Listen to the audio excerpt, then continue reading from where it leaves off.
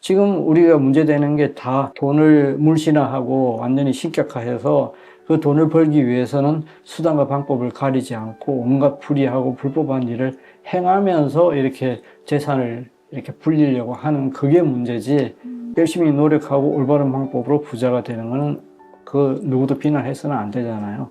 다산도 역시 그런 생각이었어요. 그래서 그 글에서도 몇 번에 걸쳐서 다산이 이야기하는데, 정말 높은 학문을 한다고 뭐 하면서 뭐 어려운 그런 문장이나 외우고 하면서 정작 자기 자식은 굶고 있고 자기 부모도 굶고 있으면 그게 무슨 제대로 된 공부냐, 그런 거는 공부가 아니다 하고 이야기를 했었어요. 뚜렷한 주관이죠. 그러니까 뭔가 세태나 이런 데 휩쓸리지 않고 정말 사람의 도리를 분명히 한 다음에 학문을 하거나 뭐 이걸 해야지, 아니면 그 모든 게 다 헛된 거고 다 아무 쓸모없는 거다 하고 이제 그렇게 생각을 했던 것 같아요.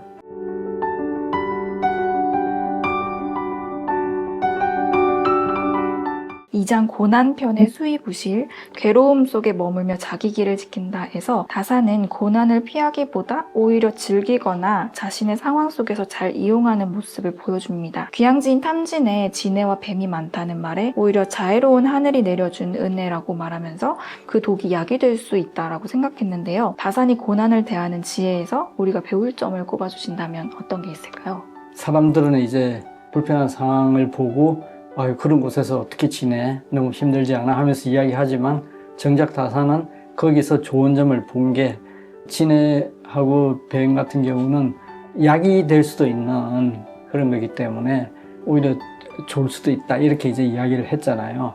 그만큼 고난을 볼 때 그 고난 그 자체를 보는 것이 아니라 그 고난을 보는 자기의 마음가짐을 이렇게 다르게 할 때 그 고난 자체가 고난이 아니라 기회가 될 수 있다고 생각하거든요. 독자들 중에서도 어려움을 겪고 계신 분들 있을 거예요.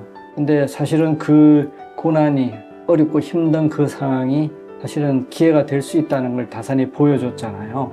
직장에서 해고를 당하거나 아니면 사업을 하는데 부도가 나거나 자기가 하는 일에 어려움을 겪는 그런 분들도 지금 분명히 계실 거라고 생각을 해요. 요즘 경제도 너무 어렵고요. 만약에 그 상황에서 그것만 보면 너무 괴롭죠. 너무 힘들고 어렵고, 그 상황에서 다산이 그랬듯이 내가 새로운 길을 찾는다, 정말 나한테 맞는 길이 무엇일까 하고 그 부분에 대해서 깊은 생각을 하고 어떤 길을 찾을 수 있다면 이렇게 나쁜 상황이 어떤 긍정적인 면으로 이렇게 작용을 할 수 있을 거라고 생각해요. 수의부실이라는 게 꽃은 피어서도 열매를 맺지 못하는 논에 놓는 성의거든요. 뭔가를 하는 거는 우리가 열매를 얻기 위해서 하는 거잖아요. 근데 그 열매가 뭐 뚝 떨어져서 정말, 아니면 아예 열매를 맺지 못해서 얻지 못하면 그게 바로 삶에서 고난이라고 생각해서 이제 그런 이름을 붙였는데요. 설사 지금 당장 그렇게 열매를 얻지 못한다 해도 더 풍성한 열매를 얻을 수 있는 그런 길을 찾을 수 있는 기회가 된다면 그 고난은 더 이상 고난이 아니라 기회라고 할 수 있을 것 같다는 생각이 듭니다. 3장 인생편의 백익은, 내 삶에 단단한 뿌리를 내린다에서 다산은 돈과 부에 대해서 돈이 없으면 연못을 파서 물고기라도 길러야 한다 같은 획기적인 이야기를 들려줍니다. 책에서 재물을 잡으려 하면 할수록 미끄러져 빠져나가는 메기와 같다고 비유하기도 했는데요. 돈을 중요하게 생각하지 않던 당시 조선의 풍조와는 조금 다른 시각인 것 같은데, 이런 생각은 어떻게 가능했던 걸까요? 얼마 전에 책으로도 놓은 것 같은데, 공자가 죽어야 나라가 산다라는 이야기가 있잖아요. 거칠애나 어떤 뭐 이렇게 예법이나 이런 데 이제 사로잡혀가지고 정말 이렇게 실용적인 그런 생각을 하지 못하는 그런 이제 세태를 두고 뼈저리게 이렇게 지적을 한 것 같아요.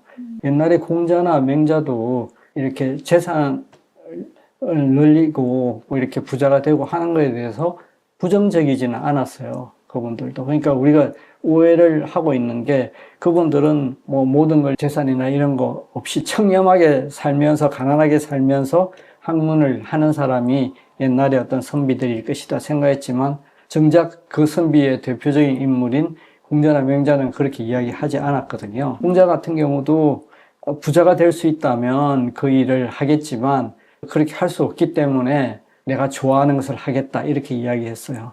부자가 될 수 있으면 말재치기라도 잡겠다 이런 이야기도 했거든요.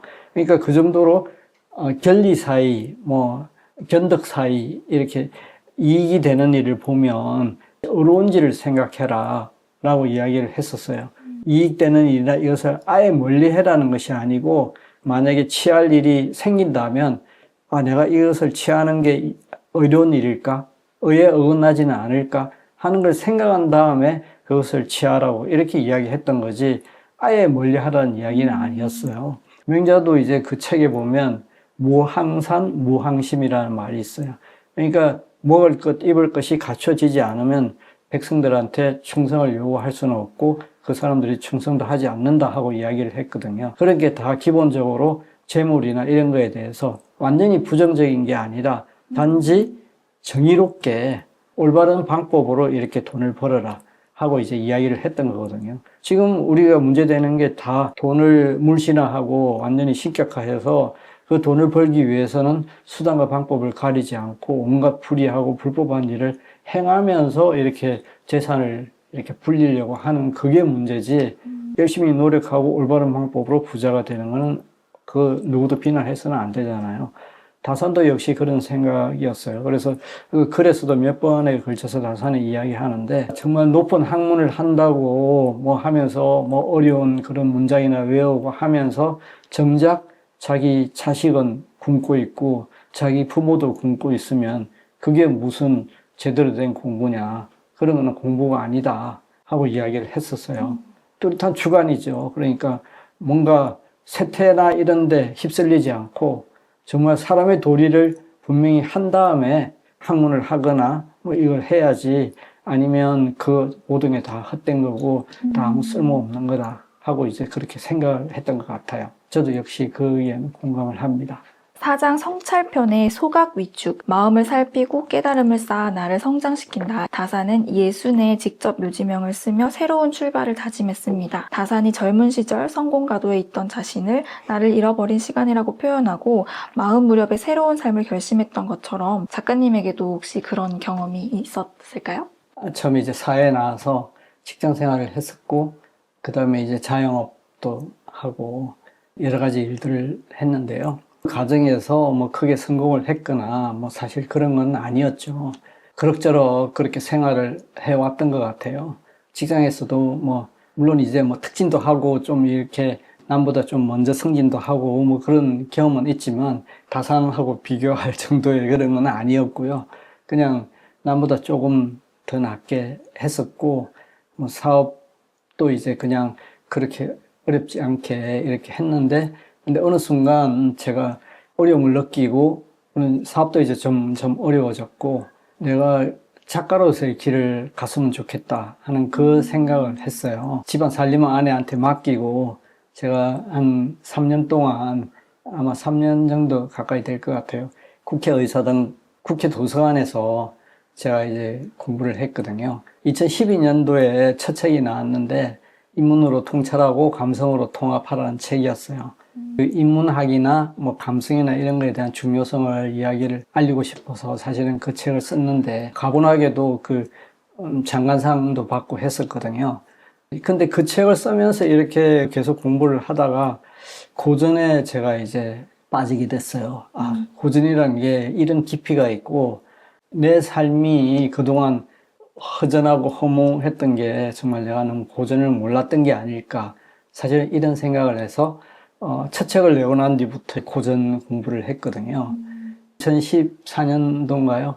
거의 60에 가까운 나이에 두 번째 책을 냈는데 그게 말공부라는 책이에요. 이제 6주간 종합 1위 자리도 차지하고 지금으로서는 너무 꿈 같은 그런 참 결과였지만 사실 두 번째 책이 그 정도로 반응을 얻는다는 건 저도 상상을 못할 정도였거든요. 대단한 분들이 있잖아요. 탁월한 분들이 그렇게 책을 쓰면 그렇게 되는 줄 알았지 나 같은 사람이 이렇게 썼는데 그게 그렇게 결과를 낼 줄은 정말 몰랐었어요. 그 이후부터 제가 고전에 관한 책을 계속 쓰기 시작했고 거의 10년이 되도록 그냥 고전에 관한 책을 쓰면서 나의 작품들을 이렇게 남기고 있다는 건 그래도 좀 부끄럽지만 내세울만 하지 않을까 하고 그렇게 생각을 했어요.